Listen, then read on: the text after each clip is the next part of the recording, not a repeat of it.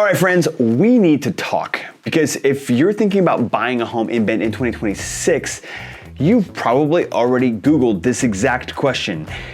Is now even a good time to buy?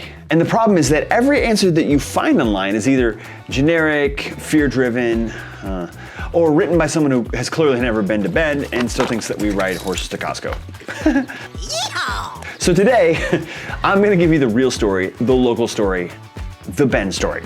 Not the national headlines, not the TikTok crash talks, although those get a lot of clicks, but we don't like to do those. Just what's actually happening on the ground right here in our 3 zip codes, and what that means for buyers in 2026. Let's roll. All right, the Bend market heading into 2026 isn't one market anymore, it's 3. So back in 2021, everything rose together. It didn't matter what zip code you were in, values were blowing up like Oprah was giving away free cars.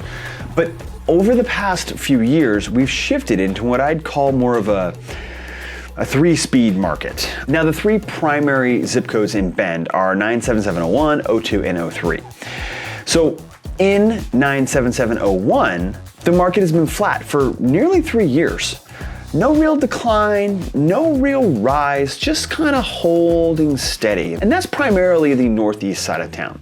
Buyers in 97701 are extremely value conscious, and the inventory mix is pretty balanced, which creates this calm, neutral plateau. Then you've got 97702, which is kind of like southeast, but just south, which has been a little bit more fluid. A little growth, a little softening, nothing dramatic though. Buyers there react quickly to changes in rates, so the zip ebbs and flows with affordability. And finally, 97703, which continues to climb. This is where the higher end inventory lives. And when your buyer pool doesn't blink at rate increases, appreciation behaves differently. Demand for neighborhoods like Northwest Crossing, Tethero, Discovery West, a lot of those big West Side neighborhoods, it just never really cooled. It did cool to a certain degree, but because a lot of those are new constructions, it didn't cool as much as, say, the resale side.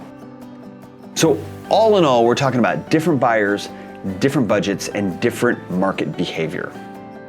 So when someone asks, is the Bend market up or down? The only honest answer is, which Bend are we talking about? Now let's take all of that nuance and translate it into something actually useful. What does this mean if you're planning to buy in 2026? The biggest driver behind this 3-speed market has been the same thing, slowing Bend down for 3 years. You gonna say it with me, same time? Interest rates, yeah, that's right. And 2025 has been a year where rates finally started coming down, but extremely slowly. Like grandpa backing out of a parking spot, slow. The biggest drop we saw was in September, and that was actually the one meaningful drop that woke everything up for a brief moment. We saw more inquiries, more website traffic, more buyer consults, more showings, and both Zillow and Redfin lit up with increased activity. Buyers were warming up again. But then, of course, the holidays rolled in and cooled everything back down. So, the big takeaway is that there is a massive pool of buyers planning to make their move in 2026. They're watching rates like hawks and waiting for just one more dip to jump back in. One more dip in, the spring market. The question isn't if buyers return, it's when and how many. And that's gonna define 2026, because even a slow downward drift in rates is enough to wake up pent-up demand. But interest rates are only half the story. Inventory is the real plot twist heading into 2026. Every year as we move into November and December, inventory falls. Nobody wants to move during the holidays, sellers pull listings off the market, and people decide to wait until spring. But this year, the big unknown is what happens next. Does spring bring a surge of listings from sellers hoping to capitalize on improving rates? If so, we get a healthier, more balanced spring. Or does inventory stay tight because homeowners refuse to give up their 2% and 3% mortgages? If that happens, we could see the 3-speed dynamic tighten even more and competition rise quickly once buyers return. So going into 2026, the tension is simple. We know buyers are coming back. We don't know if the sellers will. And that is what will determine how competitive the year feels. Now let's talk about where the actual opportunities are right now, because this is the most buyer-friendly environment Bend has had in years. Sellers are price reducing, and not that little tiny price improvement that might buy you a new fridge. These are real reductions because a lot of sellers want out and they are adjusting to the reality of today's market. Builders, meanwhile, are also offering incentives that we haven't seen in a long time. Huge closing cost credits, massive rate buydowns, free or discounted upgrades, appliance packages, landscaping packages, you name it. Builders are negotiating hard because interest rates have actually slowed the overall market here locally by 26% over the past 3 years, and they need to move inventory. And the big thing to understand is that this window of opportunity probably lasts until March. Once the weather warms and the spring market kicks in, competition's gonna pick back up. Buyers who've been waiting on rate drops re-enter the market, showings increase, and those big builder incentives quietly start disappearing. In 2026, you'll still have leverage. You'll still be able to take your time, negotiate repairs, ask for concessions, and get some price flexibility. But that leverage that you have right now is the best you're likely to see for quite a while. So let's talk about what could change in 2026. Because how this year unfolds depends heavily on interest rates and inventory. Start with rates continuing their slow drift downward. If we move into the lower 6s or the high 5s, demand increases significantly. And that ties directly into the next tailwind, which is pent-up demand. There are buyers who have been sitting out there since 2023. They didn't disappear, they just pressed pause. And they're ready to move as soon as rates cooperate. We also have millennials entering their peak buying years. And guess what? Bend is still a top destination for them, especially remote workers who can live anywhere they want.